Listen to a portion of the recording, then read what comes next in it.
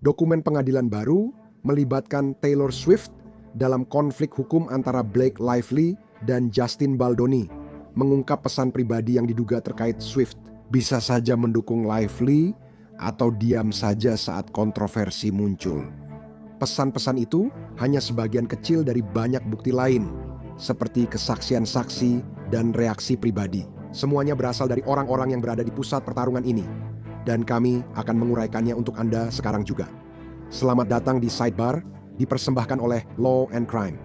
Saya Jesse Weber. Sekarang kita melihat dugaan pesan Taylor Swift ke Blake Lively soal Justin Baldoni di tengah kasus hukum jutaan dolar ini. Sudah lama sejak terakhir kita bahas, tapi rasanya mustahil untuk tidak membahasnya. Pesan dalam dokumen pengadilan baru ini sangat kejam. Jika asli dan benar, bisa jadi bukti. Saya rasa argumennya akan seperti itu. Swift bukan hanya penonton dalam pertarungan hukum Hollywood ini. Dokumen itu mengungkap percakapan belak-belakan di balik layar, seolah Swift dan Lively bereaksi langsung saat cerita akan meledak. Ini adalah dokumen baru yang sangat besar dalam gugatan Blake Lively melawan Justin Baldoni yang baru saja dibuka. Dan dokumen ini berisi puluhan bukti, ratusan halaman yang berisi pesan teks pribadi, kesaksian saksi, serta catatan di balik layar menurut dokumen tersebut. Ini semacam membuka tabir, salah satu pertarungan paling kejam dan buruk di Hollywood yang pernah kita lihat dalam beberapa waktu terakhir. Dan bagi kalian yang butuh penyegaran singkat, saya rasa saya juga. Sudah lama saya tidak membahas ini. Ini tentang film It Ends With Us, dibintangi Blake Lively dan disutradarai Justin Baldoni. Dia juga menjadi lawan main dan menggugat Baldoni serta Wayfarer Studios atas lingkungan kerja toksik dan pelecehan seksual di lokasi syuting. Baldoni, seperti yang kita tahu, menggugat balik ratusan juta dolar, mengklaim bahwa itu adalah Lively dan suaminya, Ryan Reynolds, yang menjalankan kampanye pencemaran nama baik terhadapnya dan mencoba mengambil alih film tersebut, omong-omong. Gugatan balik dibatalkan setelah Baldoni memutuskan tak mengajukan klaim yang sudah diperbaiki terhadap Lively, meski masih bisa banding atas keputusan itu. Namun, ini benar-benar berantakan, katanya. Drama ini sudah berlangsung lebih dari setahun. Saya akan memberitahu Anda tentang pengajuan baru ini untuk menghindari spekulasi, rumor, dan sindiran. Ini dipenuhi dengan apa yang tampaknya disajikan sebagai kata-kata mereka sendiri yang direkam secara langsung saat semua ini sedang terjadi. Jadi, pertama-tama, ini mencakup apa yang disajikan sebagai pesan teks antara Blake Lively dan mantan sahabatnya Taylor Swift, yang tampaknya menunjukkan Swift memihak Lively. Mungkin juga membahas strategi. Kalau kamu penasaran seberapa terlibat Taylor, halaman-halaman ini membuat pertanyaan itu semakin ramai dibicarakan.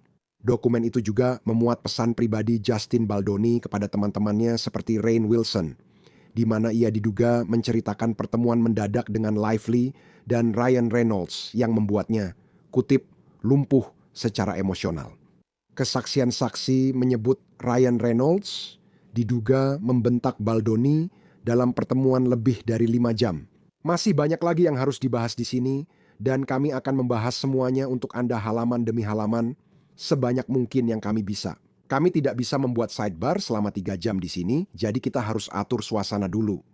Ceritanya bermula dari produksi film It Ends With Us, adaptasi novel laris Colin Hoover pada 2023 yang diprediksi jadi hit besar. Justin Baldoni adalah sutradara dan pemeran utama, lawan mainnya Blake Lively.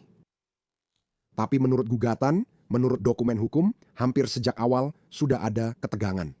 Gugatan Lively menuduh Baldoni menciptakan lingkungan tidak nyaman, mengucapkan komentar tak pantas, dan melampaui batas profesional. Dia mengaku saat menyampaikan kekhawatirannya, ia malah dibalas.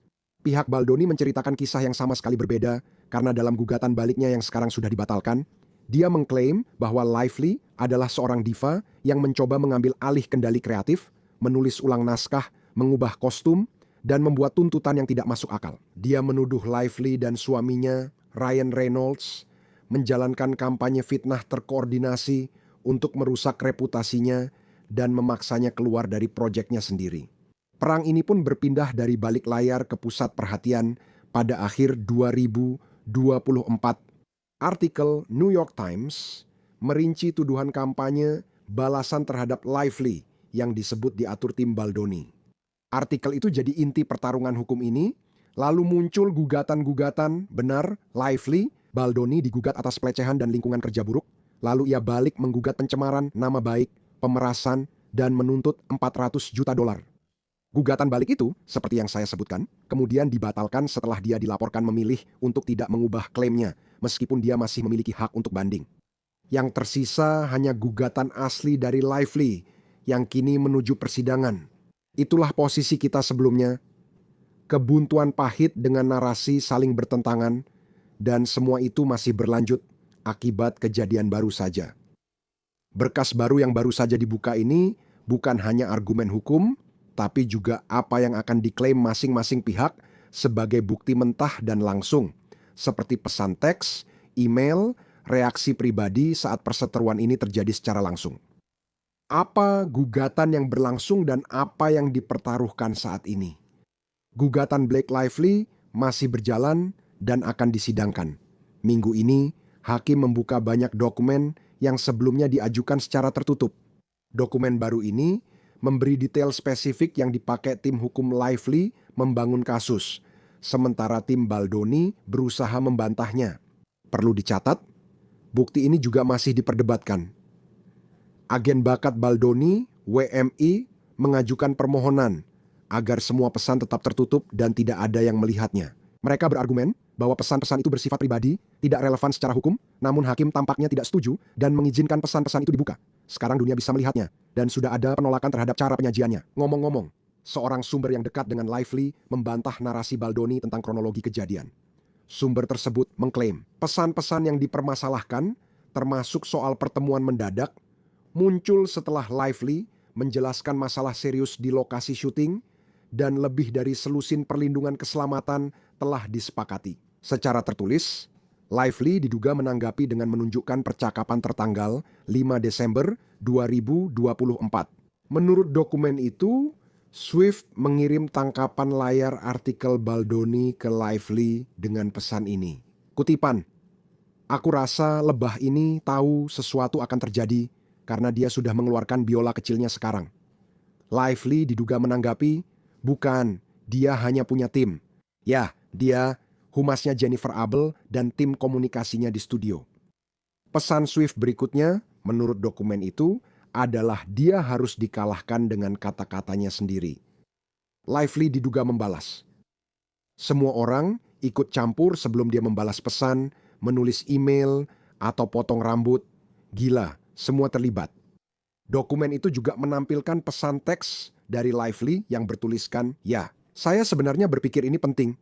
Dia dihormati dan kepada semua orang yang menghormatinya tanpa meluangkan waktu untuk bertanya. Tak ada yang bicara, menyebut nama atau mengikuti dia, padahal mereka akrab satu sama lain, mungkin dulu bersama dia. Bukan, itu wanita, karena mereka seperti bunga, kamu tahu." Swift menjawab begitu. "Semuanya masih sesuai rencana?" Diduga Lively berkata, "Seminggu lagi tapi layak ditunggu." Lalu Swift menjawab, "Oke, sempurna." Itu kata-katanya sendiri, sangat kuat. Lively juga merespons. Itulah hebatnya, semua dengan kata-kata sendiri, dan Swift tampaknya merespons. Itu satu-satunya cara mengalahkan pembohong dan munafik. Percakapan berlanjut seperti di dokumen. Dengan Lively tampaknya mengirim pesan teks. "Bisakah kamu membayangkan merasa sepercaya diri seperti para predator ini bahwa mereka akan selalu lolos?" Dia menerima penghargaan sebagai sekutu bagi perempuan. Scooter berjalan keliling dunia dengan percaya diri, seolah Brown Swift membalas. Rasanya seperti film horor. Tidak ada yang tahu apa yang sedang terjadi, dan pesan terakhir Lively dalam urutan ini tampaknya adalah, "Oh, tapi mereka akan tahu." Itu satu-satunya hal yang bisa terjadi dari ini, kebaikan yang melindungi perempuan lain agar hal ini tidak terjadi pada mereka. Aku berjalan-jalan, merasa bersalah dan minta maaf karena sarkastik dan suka pesta bertema. Sebelum selesai dengan Taylor Swift, ada satu pesan lagi yang harus kubahas. Ada pesan-pesan yang katanya antara Taylor Swift dan Blake Lively. "Kamu lompat ke Desember 2024, semuanya sedang berlangsung." Lalu ada pesan dari Blake Lively.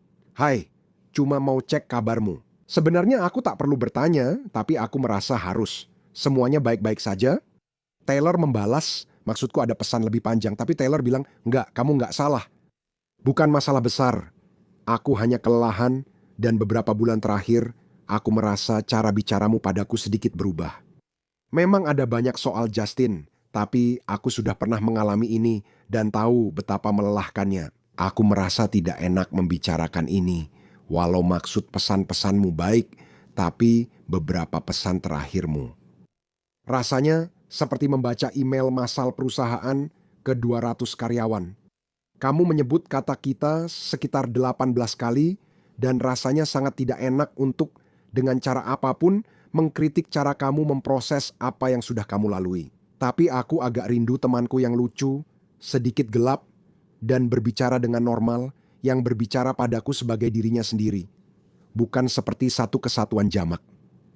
Saat ini terasa seperti aku sedang mendengar dari sebuah kelompok. Aku merasa makin jauh darimu, bukan hanya soal jarak. Blake Lively tampaknya merespons. Terima kasih atas masukan Anda, kami sedang meninjau kekhawatiran Anda dan akan segera menghubungi kembali. Sekarang saya ingin melihat narasi yang benar-benar berbeda yang disajikan dalam dokumen tersebut. Dan ini berasal dari dokumen berjudul Catatan, dari panggilan dengan Jamie dan Tara. Dokumen ini tertanggal 25 Juli 2024 dan Jamie Heath adalah rekan produser Justin Baldoni, pendiri Wayfarer Studios. Catatan ini diduga merangkum sudut pandang tersebut dan memaparkan sejumlah keluhan terhadap Blake Lively. Jadi, catatan ini semacam menjelaskan asal mula proyek tersebut dengan mengatakan bahwa Justin Baldoni memperoleh hak atas novel Colin Hoover dan menghabiskan waktu bertahun-tahun untuk mengembangkannya. Begitu menurut mereka. 2,5 tahun yang lalu, bekerja sama dengan Sony untuk membuat film tersebut, Blake Lively dengan cepat diketahui bahwa dia benar-benar seorang superstar. Dan itu datang dengan segala konsekuensi dari ketenaran tersebut. Dan catatan tersebut kemudian mencantumkan dugaan masalah terkait kostum, mereka mengklaim kutipan dan ini berasal dari dokumen. Blake mulai belanja sendiri dan mengganti semua kostum tanpa memedulikan dampaknya pada produksi saat naskah berubah menurut catatan. Setiap halaman ada jejak tangannya, dokumen itu menggambarkan titik balik besar ini. Daftar tuntutan yang diduga dibuat Lively agar bisa kembali syuting setelah mogok kerja industri. Tercantum beberapa syarat seperti Justin Baldoni dilarang membahas kecanduan pornografi dengan Blake Lively. Wayfarer dilarang masuk trailer Blake Lively saat Blake Lively belum berpakaian lengkap. Wayfarer dilarang memeluk atau menyentuh siapapun. Blake Lively dan tim hanya boleh di set tertutup saat latihan atau syuting adegan telanjang. Dan omong-omong, pihak Lively akan mengatakan itu karena pelecehan yang dia terima. Sekarang, catatan itu berlanjut untuk menggambarkan pertemuan terkenal pada 4 Januari di apartemen Lively. Ini ternyata menjadi masalah besar menurut mereka. Kutipan, Ryan menegur Jamie dan Justin karena dramatis. Ini tentang dia, bukan kamu. Semua berlangsung 1 jam. Justin, mengapa kamu tidak bisa seperti pasanganmu sekarang? Sebagian besar bukti berfokus pada satu peristiwa utama. Rapat maraton ini berlangsung di apartemen Blake Lively dan Ryan Reynolds di New York pada 4 Januari 2024. Menurut dokumen, ini terjadi sehari sebelum syuting film dimulai lagi usai mogok. Beberapa kru produksi hadir di sana. Diduga mereka mengira bahwa itu adalah rapat kembali bekerja yang biasa. Namun, seperti dijelaskan dalam dokumen ini, terjadi konfrontasi berkepanjangan. Berkas itu berisi kesaksian sumpah Andrea Gianetti, produser film, tentang pertemuan ini. Dalam rekaman video kesaksiannya, dia menggambarkan saat masuk dan melihat Ryan Reynolds berteriak pada Justin. Itu adalah pertemuan yang sangat lama dan ada beberapa saat. Ya, suaranya memang meninggi. Apakah Anda kasihan pada Justin? Ya, pertemuan itu lebih dari 5 jam dan dia tampak kaku. Lalu dia ditanya soal reaksi produser veteran Todd Black yang hadir di sana. Apakah dia memberitahumu? Apakah itu salah satu pertemuan paling keras yang pernah dia hadiri sepanjang karirnya? Jawaban, ya, dia bilang begitu. Faktanya kami tidak siap, pertemuannya lama, dan memang begitu. Saya tidak yakin ada jeda. Kami belum pernah mengalaminya. Lalu, dokumen tersebut menampilkan dugaan pesan pribadi dari Ryan Reynolds yang menunjukkan atau tampak menunjukkan perasaan pribadi yang sangat kuat yang terlibat di sini. Jadi, ada serangkaian pesan teks yang bertanggal 17 Mei 2024, di mana Reynolds diduga mengirim pesan kepada Matt dan Lucy Damon untuk meminta dukungan mereka terhadap versi film milik Lively. Dalam salah satu pesan, Reynolds diduga menyebut Baldoni sangat sombong, sosiopat, feminis palsu, dan hampir tak punya rasa malu. Aku tak percaya dia belum dipenjara. Dalam pesan lain di hari sama ke Ben Affleck, Lively disebut menggambarkan Baldoni sebagai, kutip, sutradara chaotic clown, menyebut ada masalah human resources liar di lokasi syuting. Dan dalam komunikasi terpisah yang diduga diungkap oleh TMZ, Reynolds dikutip menyebut Baldoni sebagai teroris sialan, lalu kita mendapatkan reaksi pribadi yang diduga dari Justin Baldoni sendiri, dengan kata-katanya sendiri. Jadi, dokumen tersebut mencakup apa yang disebut sebagai pesan teks yang dikirim Baldoni ke grup chat bersama teman-temannya, termasuk aktor Rainn Wilson. Ini terjadi sehari setelah pertemuan 4 Januari dengan pesan bertanggal 5 Januari 2024 pukul 18.20, di mana Baldoni diduga menulis, kutipan, "Maaf karena belum memberi kabar. Tadi malam adalah salah satu malam terberat dalam hidup saya. Satu-satunya cara untuk menggambarkannya adalah sebuah penyergapan. Saya tidak bisa berkata-kata. Dia menggambarkan pertemuan itu dan menuduh Ryan bicara pada saya seperti anak kecil dan memarahi saya. Saya disebut menyeramkan dan pelecehan karena perilaku saya, lalu diminta mengucapkan kata tertentu dan meminta maaf. Namun saya tidak bisa melakukannya. Saya sangat terkejut dan merasa seperti anak 7 tahun lagi." Ia menjelaskan dampak emosionalnya. "Saya benar-benar lumpuh secara emosional, hal yang sudah lama tidak saya alami. Saya berbicara dengan terapis saya selama 1 jam dan dia mencoba membuat saya keluar dari kebingungan itu karena saya benar-benar tidak bisa mengangkat diri saya dari sofa. Saya tidak tahu bagaimana bisa melewati ini." Dan dalam pesan-pesan itu, Baldoni diduga mengungkapkan keinginannya untuk melawan. Tetapi dia mengatakan merasa terjebak. "Otak saya berjuang, karena yang ingin saya lakukan adalah lari dan menghancurkan seluruh film ini, karena saya merasa ini sangat tidak adil. Satu-satunya cara adalah mengakui perasaan dia dan Ryan, minta maaf, dan terima kemarahan suami, tapi saya bahkan gagal melakukannya." Dia juga menyebutkan perjuangan spiritual, menulis bahwa dia terus berdoa agar mendapat kata-kata, namun tidak kunjung datang, sehingga merasa ditinggalkan Tuhan. Dokumen itu menunjukkan tanggapan kelompok dan Rainn. Wilson diduga membalas, "Ya Tuhan, saya tidak percaya ini. Kamu dijebak, disergap, dan diserang. Saya terkejut. Saya benar-benar memahami perasaan terkejutmu seperti rusa terkena lampu mobil." Sekarang, Travis Van Winkle diduga membalas, "Aku sangat sayang kalian, kalian pejuang sejati. Dengan semua sudah jadi konsumsi publik, tim hukum Blake Lively pertama memberi pernyataan dan fokus pada bukti dugaan pelecehan. Pengacara Sigrid McCauley menyatakan dokumen yang dibuka memuat kesaksian, pesan, dan bukti baru dari banyak saksi yang mendukung klaim Lively. Pernyataan itu menegaskan kekhawatiran Nona Lively dan lainnya telah didokumentasikan, serta Wayfair memahami hal itu sebagai masalah pelecehan seksual. Pihak Justin Baldoni belum mengeluarkan pernyataan resmi baru sebagai tanggapan langsung atas pembukaan dokumen ini, setidaknya hingga saat rekaman ini dibuat. Namun, posisi mereka sudah dijelaskan dalam dokumen-dokumen yang telah kita tinjau, bukan? Narasi mereka, seperti yang ditunjukkan, menyatakan bahwa tuduhan Lively adalah bagian dari upaya merebut kekuasaan, bahwa pertemuan tersebut secara hukum adalah sebuah jebakan. Mereka membantah tuduhan pelecehan dan menuduh Lively menggunakan tuduhan palsu sebagai senjata. Dan tim Taylor Swift secara konsisten berusaha menjauhkan dirinya dari semua ini. Dan sebelum dokumen ini dibuka, juru bicaranya mengatakan bahwa Taylor Swift tidak pernah menginjakkan kaki di lokasi syuting film ini, tidak terlibat dalam keputusan casting atau kreatif apapun, dan bahkan tidak menonton It Ends With Us sampai beberapa minggu setelah film itu dirilis ke publik. Dan pernyataan tersebut menggambarkan upaya untuk melibatkan dirinya sebagai sekadar umpan klik tabloid. Belum ada komentar baru dari pihaknya soal pesan ini hingga rekaman dibuat. Namun Ryan Reynolds belum memberikan komentar secara terbuka mengenai kesaksian saksi yang menuduh bahwa dia berteriak kepada Baldoni. Kami juga belum memiliki pernyataan pada saat ini. Namun, inti dari tanggapan-tanggapan tersebut adalah adanya perpecahan yang jelas. Ada satu pihak yang mengatakan bahwa bukti-bukti menunjukkan pola pelecehan dan upaya menutupi. Sementara pihak lain melalui dokumen yang diajukan mengatakan bahwa itu membuktikan adanya pemaksaan. Kampanye pencemaran nama baik dan pembukaan dokumen memperkuat narasi masing-masing, tapi tak ada yang mundur. Lalu, apa yang dipertaruhkan? Karya asli Min Lively atau gugatan 160 juta dolar? Kasus ini masih berjalan dan menuju persidangan. Sidang dijadwalkan 22 Januari, sementara persidangan utama mulai 18 Mei.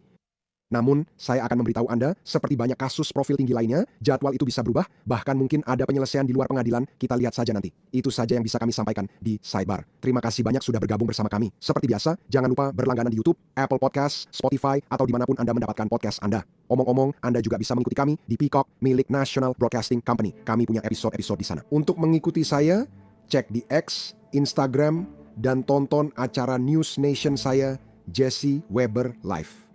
Sampai jumpa, saya Jesse Weber.